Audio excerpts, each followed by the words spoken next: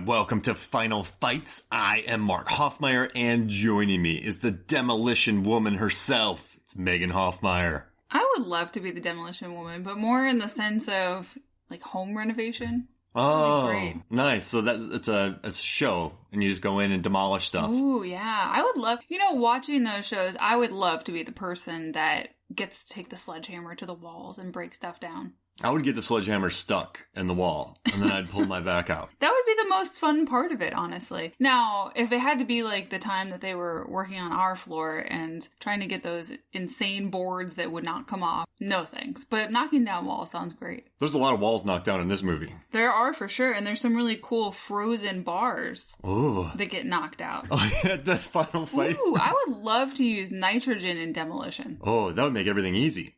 Mm-hmm. Just nitrogen the place. You'd have to be very careful, probably. No. No. You won't. Lose a finger, it just shatters. It's fine. Lose your head. Yeah.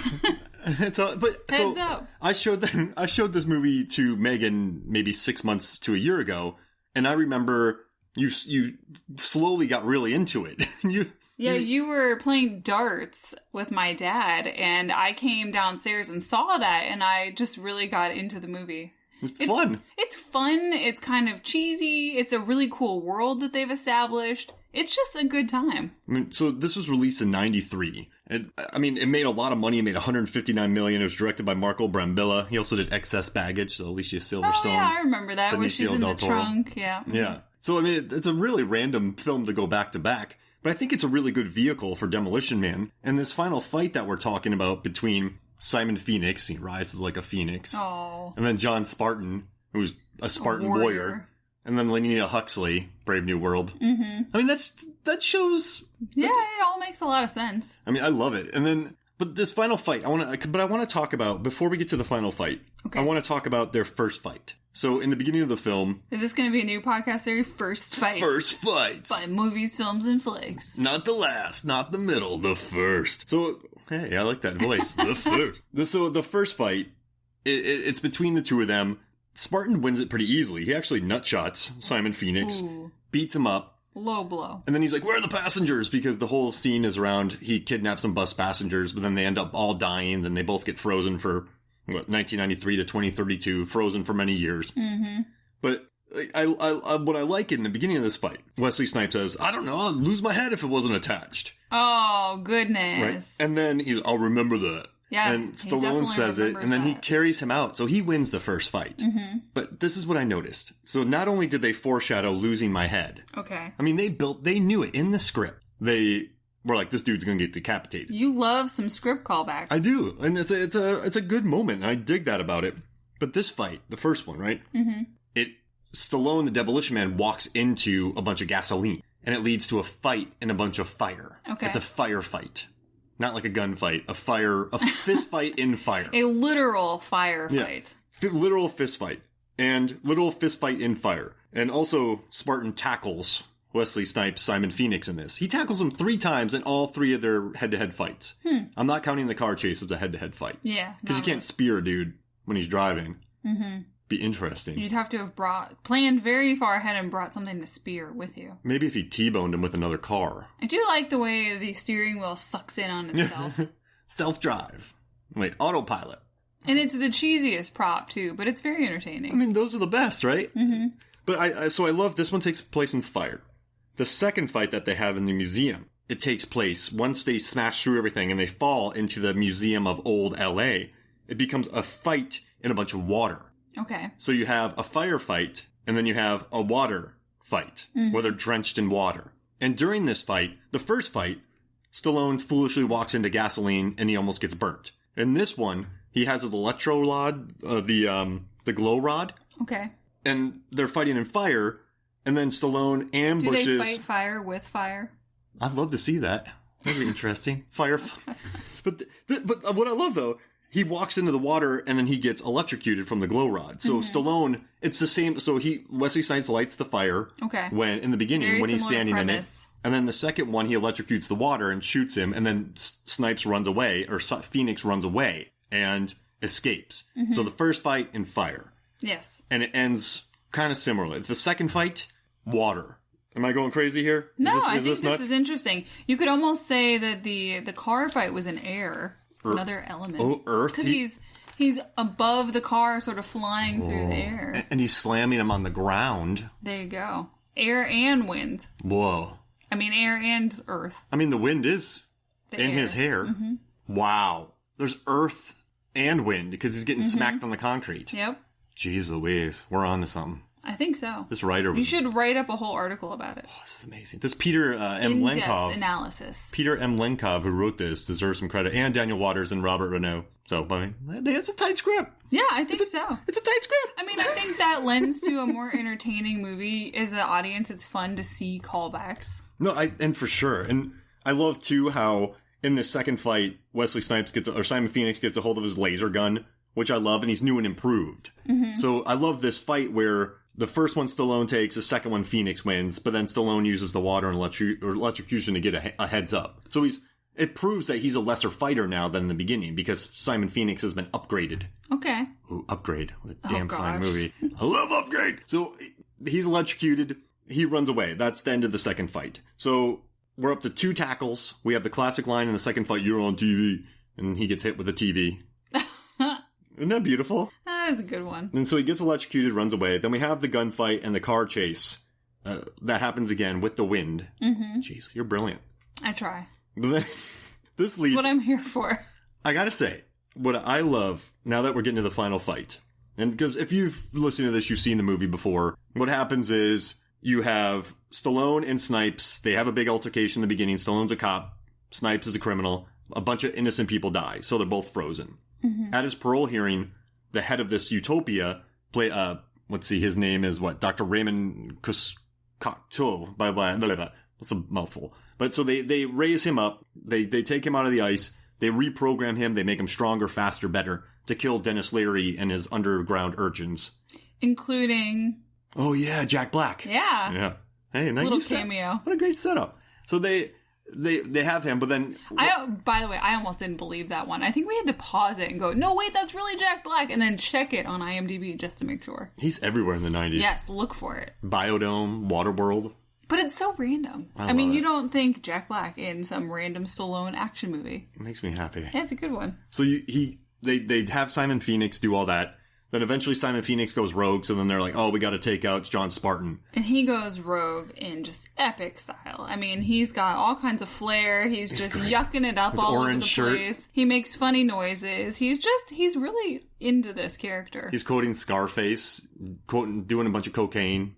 He had a time of his life on this movie, you can tell. But then they take John Spartan. He teams up with Lenina Huxley, played by Sandra Bullock, and Alfredo Garcia, played by Benjamin Bratt. Really uptight future cop. And a regrouping of them as agents again together. Mm-hmm. Oh, yeah. Our actually initial grouping of them as agents. And then they got back together in Miss Congeniality. It's a Demolition Man reunion. You wanna kiss me. Right? And also Rob Schneider was in this movie with Sylvester Stallone. Oh, yeah. He loved him so much, he brought Rob Schneider to Judge Dredd. There's a whole lot of mixing. There's a lot of cross-pollination here. The only thing that would have been better is Expendables 3, when Wesley Snipes teams up with Stallone. They bring back Sandra Bullock, bring in Bratt, and Rob Schneider. Oh, yeah. That'd be great. Next Expendables. Expendables 4 team, because there needs to be that many. Because I love them all. That would be fine with me. I would be there for it. One a year. Mm-hmm. One every 2 years. Two a year. Yeah, why not? I mean, they could film that fast. They're not getting any younger. Make it happen. Oh, yeah. So this leads us to the third fight, which it's a lot of fun. And there's 2 things I really love about it. So it starts at 1 hour 42 and 46 seconds. There's a total of 31 landed strikes in this. Most of them are by Simon Phoenix. He wipes the floor with Stallone in this. Mm-hmm. But the first part is that gunfight where they just miss about 7,000 bullets. Yeah, what I really like is this fight is sort of broken up into 3 distinct areas. So it starts with the target practice, as Phoenix calls it, or the swinging arm of doom, long arm of the law. And then it moves into a hand-to-hand combat fight on the ground.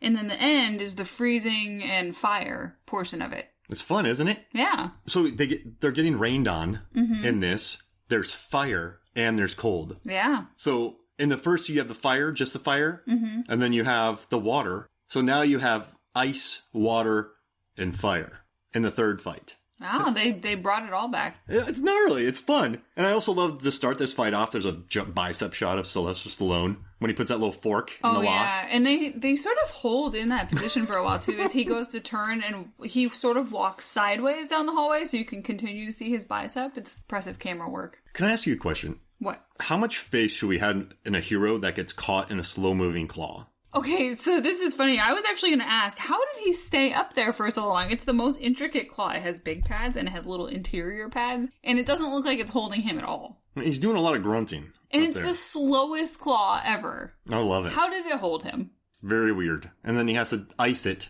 but that's all foreshadowing right there, because that scene does two really smart things. What I love is it shows us that the claw is above the ground and it's taking him in a circle around the room. Yep. So he's off of the ground when he's there. Then he uses the, he takes the... Some sort of compressor hose thing. He freezes the arm. So we learn that cold can freeze people. Oh, and then he breaks it off, falls to the ground. So we know this thing's up and swinging around. We know it's coming around. We know it's there. And we know that metal arms can freeze. Yep. Does that count? Okay. The claw, it loses an arm. Does that count as like a limb loss moment? Could I put that in a list? Is the claw a character is more the question here. Yeah. Well, like, is that limb loss? Because it lost a claw? I lost one of its things? Well, it's only in one scene, though. We don't get emotionally attached to it in its journey. Yeah. It does have a bit of a journey, but it's not very far. I'd say Toy Story. I'd say it's better than Toy Story's claw. Now, you asked about how much confidence that we can have in this main character or hero who gets caught in this very slow claw, but how much confidence can we have in a villain who can barely hit anything with his laser gun? Yeah, and his bullets. Like, he misses. I mean, slow-moving claw. Hero is not going anywhere very fast, and yet the laser gun is not doing much. It looks cool. People gotta stop. It looks very cool. They gotta stop playing with their people here. Like, you gotta just kill them when you get a chance. He has Stallone in a claw. Shoot him. I mean, I think he was trying. It just wasn't working out. And then, remember when the gun ran out of bullets? He's like, stupid gun. I'm like, why is the gun stupid? You just missed about 7,000 bullets with your cheeky target practice. Well. Actually, he's really good aim, because he was firing directly at Stallone. And purposely missing? So how good are you to hold an Uzi? So maybe it was the gun being stupid. He has an Uzi with one arm, and he's shooting it right at Stallone, and he misses every shot. So how, like, he's obviously... I think in the context of it, he's trying to miss him just to have fun. That means he's the greatest, what's the word? Marksman and, like, American Sniper, nothing. Like, he's blasting this thing and missing. Or, alternate theory, Stallone has some cryogenic superpower that deflects the bullets. Oh my gosh. There you go. You won't hit me. But then he shoots the thing, gets out. Then Simon Phoenix comes up to him. The cheeky score by Elliot Goldenthal kicks in. Oscar winner. It's like, it's the cheekiest score. During this. It is very upbeat. It's very upbeat. You could find yourself bopping along to it quite easily. That's what I think the overall tone of this movie, too. Bopping along. Yeah. You bop along to it. I think so. I think that's why it's so likable when you get into this movie about halfway through and you find it very enjoyable. And he calls him Long Arm of the Law. Oh, brother. Oh, I know. You know what's funny? I wrote Doom Clamp at first, and then I wrote down Long Arm of the Law. I kind of like Doom Clamp better. Doom Clamp's the greatest thing I've ever heard in my life. I think it's fantastic. So copyright. I Megan love Hoffmeyer. Doom Clamp. It's beautiful. The Doom Clamp. This summer, watch out for the Clamp of Doom.